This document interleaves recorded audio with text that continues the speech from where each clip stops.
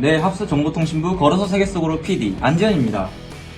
네, 저는 영래대고 1학년 오승환입니다. 지금 저희 학교에 아주 큰일이 일어났어요. 네? 승환군, 진정화 얘기해요. 무슨 일이 일어나고 있죠? 놀라지 마세요. 합사가 사망이 되었어요.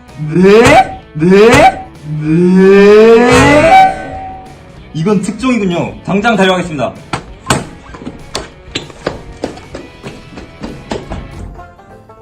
봄날 노란 꽃가루들이 흩날리는 듯한 합스 사막, 줄여서 합사막. 자, 여기가 말로만 듣던 그 합스 사막인가요? 아니, 이 모래먼지 도대체 뭐죠? 이거 버티기가 너무 어렵겠습니다. 저기 한번 보시죠. 저기 원주민 오승환 군이 휘두렁같이 생긴 걸 끌고 어딘가를 가고 있습니다. 제가 한번 취재해보도록 하죠. 아니, 도대체 사막화 때문에 어떤 피해가 일어나고 있나요? 산소가 줄어드니 야생동물들도 많이 죽고 물이 없으니 그 농업도 안 되고 이런 휘두람이나 그 부에서 식수를 끌어와야 되고 또 이산화탄소가 증가하니까 지구온난 나라는 것도 그 촉진되고 이런 문제들이 참 많습니다. 문제를 해결하려면 무엇인지를 알아야겠죠. 한번 알아보도록 하죠.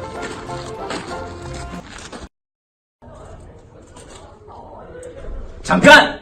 자, 이렇게 육류 소비를 많이 하는 것은 더욱 많은 목축업자들이 방목을 하게 되는 원인이 되겠죠? 이렇게 더욱더 많은 방목을 하게 된다면 어떻게 되겠습니까? 풀이 없어지겠죠. 이렇게 풀이 없어지는 것은 사막화를 가속화시키는 원인이 됩니다.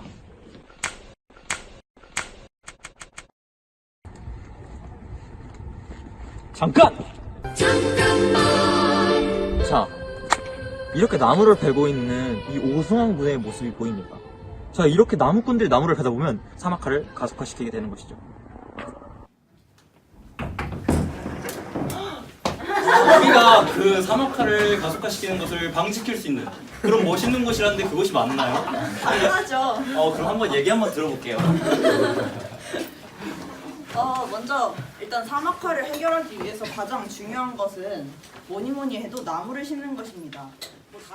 먼저 내건성에 대해서 자세히 설명을 해드리겠습니다. 먼저 이 PPT 슬라이드는 굉장히 간단하지만 내용은 조금 복잡할 수가 있는데요. 내건성을 갖춘 식물은 크게 두 가지로 나눌 수가 있습니다. 첫 번째는 건조 저항성이고 두 번째는 건조 인내성입니다. 건조 저항성의 경우에는 건조를 피하는 성질을 갖고 있는 것이고 건조 인내성은 건조를 피할 수는 없지만 건조에 견뎌서 피해를 안 입도록 노력하는 그런 식물들입니다. 그러니까 간단히 설명을 하고 우리의 생활에서 예를 들자면 건조 저항성 같은 경우는 문제를 틀리는 것을 피해서 1등급을 받는 그런 친구들이라면 건조 인내성을 갖춘 식물들, 그런 학생들이라면 9등급을 맞아도 멘탈을 흔들리지 않고 자세히 자기 텐션을 유지할 수 있는 그런 학생들이라고 볼 수가 있겠습니다. 건조 인내성 식물 같은 경우에는 건조한 상태로 계속해서 버티다가 물이 공급되는 순간 다시 정상적인 생명활동을 유지할 수 있게 되고요. 건조 저항성 식물 같은 경우에는 여러 가지 방법을 통해서 건조 저항성을 갖게 되는데 첫 번째는 심근성 뿌리입니다. 뿌리를 깊게 내려서 밑에 있는 물까지 잘 흡수하도록 하고 두 번째는 체내에 저수 조직을 갖도록 해서 물을 저장하고 이를 쓸 수 있게 합니다. 마지막으로는 다양하게 두꺼운 각기층이나 다양한 왁스 등을 이용해서 수분 소비를 감소시키는 방법이 있습니다. 다음은 내한성입니다. 내한성을 갖는 식물들은 참 다양한 식물들이 있습니다. 그리고 이 식물들은 각각 다른 방법을 통해서 자신의 추위로부터 보호하게 됩니다. 먼저 첫 번째 방법은 수액의 농도를 진하게 조절하는 것입니다. 두 번째 방법은 세포 안에 물을 세포 사이로 옮긴다는 것인데 이 두 가지 방법의 공통점을 말씀을 드리면 둘 다 액체가 얼지 않도록 한다는 것입니다. 우리 모두 바닷물이 강에 비해서 얼지 않는다는 것은 잘 알고 계실 겁니다. 그 이유는 바다에 소금이 있어서 바닷물의 농도가 담수보다 높기 때문이죠. 그렇게 이런 내항성을 가진 식물들은 수액의 농도를 진하게 조절하고 세포 안쪽에 있는 물들을 세포 사이로 옮기면 세포가 얼지 않겠죠? 이런 방법으로 자신을 추위로부터 보호합니다. 마지막 방법은 우리가 수업 시간에 배웠던 내용과 정말 밀접하게 관련이 되어 있는데요. 광합성을 할 때 식물은 이산화탄소와 물을 통해서 설탕이 아니라 당이랑 산소를 생성해내고 그와 함께 열 에너지도 만들어내죠. 이 열 에너지를 이용해서 자신의 체온을 유지하는 것이 바로 내한성 식물들의 특징이라고 볼 수 있습니다. 그리고 마지막은 생장률에 관한 것이었는데 아까 5가지의 항목에서 생장률의 경우에는 크게 설명드릴 이야기가 없어서 슬라이드를 만들지 않았습니다. 생장률이라는 것은 빨리 자란다는 것인데 사막에서는 당연히 산림을 빨리 만들어서 사막화를 해결하는 것이 중요하기 때문에 이렇게 생장률이 높은 식물을 재배하는 것이 당연히 중요하겠죠. 안녕하세요. 저희는 국제포플러위원회 위원장 오수민, 심서희입니다. 일단 이전 안현진 발표자가 말씀했던 것처럼 이런 생장률이 높은 그런 나무가 굉장히 중요하게 생각되는데요. 여기서 나오는 저희가 앞으로 소개해드릴 포플러 나무는 굉장히 사막에서도 굉장히 잘 자라고 강한 나무로 알려져 있습니다. 이때 포플러는 굉장히 중요한 의미를 가진 국제적으로 굉장히 중요한 의미를 가진 수종이기 때문에 UN의 FAO 산하의 국제 포플러 위원회까지 결정될 정도로 중요한 의미를 가진 식물입니다. 저희는 포플러 재배에 관한 과학적, 기술적, 사회적, 경제적인 면을 연구하고 있는데요.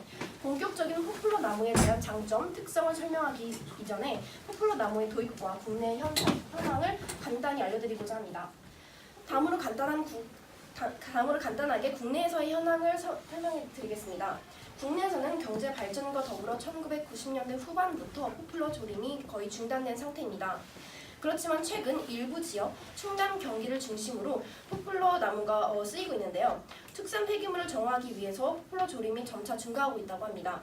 또한 매립 후 방치되고 있는 쓰레기 매립지에 대한 포플러 조림의 활성화가 이루어지고 있으며 뿐만 아니라 농산촌의 노동력 부족과 농산물 경쟁력 약화로 인한 농지가 방치되는 상황에서 포플러 나무는 농지의 노동력을 최소화시켜주는 가장 적합한 수종입니다. 다른 어떤 수종보다도 잇목 6종 선거가 많은 수종인 만큼 전 세계적으로 이용되고 있는 추세인데요. 이상 간단한 국내에서의 현황과 유래 및 도입이었습니다. 다음으로는 심서희 위원장께서 포플러 나무의 구체적인 특성에 대해서 설명드리도록 하겠습니다. 네, 그래서 아까 안현진 위원장님께서 말씀해 주셨던 사막에서 살아남기 위한 5가지 조건이 있었죠. 뭐였죠? 혹시 기억 안 나시나요? 다시 말씀드리자면 내건성, 내한성, 내염성, 생장률 그리고 탄소 흡수량 총 이 5가지가 있습니다. 그래서 지금 오수민 위원장님과 제가 바로 설명드린 그 한 가지 저희가 선택한 나무는 사막화에서 최적화된 나무로 바로 포플러 나무라는 것을 손꼽았습니다. 그래서 이 포플러 나무가 지닌 어떤 특성이 과연 사막에서 살아남기 위한 이 5가지 조건을 충족시키는지에 대해서 제가 한번 구체적으로 설명을 드리도록 하겠습니다. 우선 첫 번째로 내건성입니다. 아까 안현진 위원장님께서 설명해 주셨던 내건성 같은 경우에는 심근성 뿌리를 지니고 있기 때문에가 한 가지 이유가 되기도 했는데 사실 포플러 나무는 그냥 포플러 나무란 한 가지 나무가 존재한다기보다는 포플러류로 수많은 그런 종이 존재하기 때문에 심근성인 포플러 나무도 있고 그리고 또 천근성인 포플러 나무도 있습니다. 그래서 저는 이렇게 복잡한 양상의 포플러 나무에서 나타나기 때문에 그 두 가지 포플러 나무에서 공통적으로 발견할 수 있는 특징에 대해서 말씀드리도록 하겠습니다. 우선 내건성에서는 이렇게 사막화된 지역과 같은 건조한 지역에서는 건조에 대응하는 유전자들의 발현을 유도하게 됩니다. 포플러 나무가.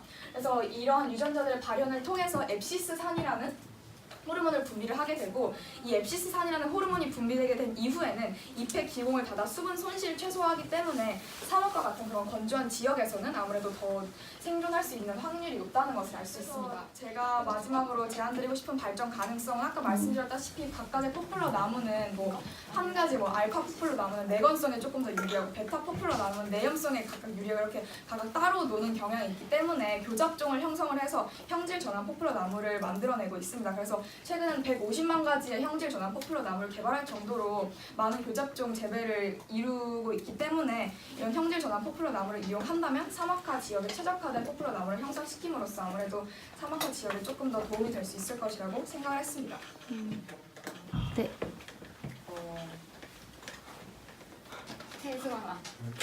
그러니까 저희 학교에서는 근데 포플러 나무가 없잖아요. 네. 근데 이런 합세가 벌써 사막이 돼버렸는데 그럼 어떻게 이 문제를 해결할 수 있을까요? 네, 그래서 바로 다음으로 신지민 위원장님께서 그 부분에 대해 설명해 드리도록 하겠습니다. 일단 저희는 우리 학교에 어떤 나무들이 있는지 알아보기 위해서 되게 열심히 친구들이 사진을 찍어줬는데 이 나무들을 바탕으로 해서 일단은 아까 앞에 친구들이 말했던 특징이 가장 잘 드러나는 두 가지 나무를 선정하게 되었습니다. 그 두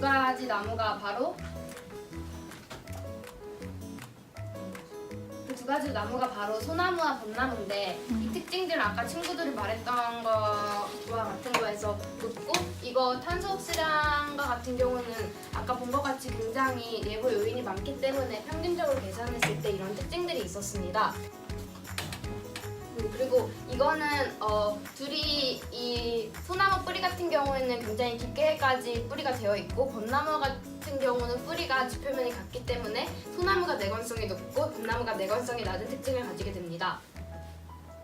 그래서 이거는 아까 그 내건성이 이렇게 깊은 거 말고도 다른 화렵수 같은 경우에는 이런 잎이랑 줄기를 감싸는 표피가 한 개밖에 없는데 소나무는 그거를 두 개나 가지고 있게 된 거와 동시에 그 기공들 옆에 여기 수지라는 물질들이 막고 있어서 증산작용을 억제하는 효과가 있습니다.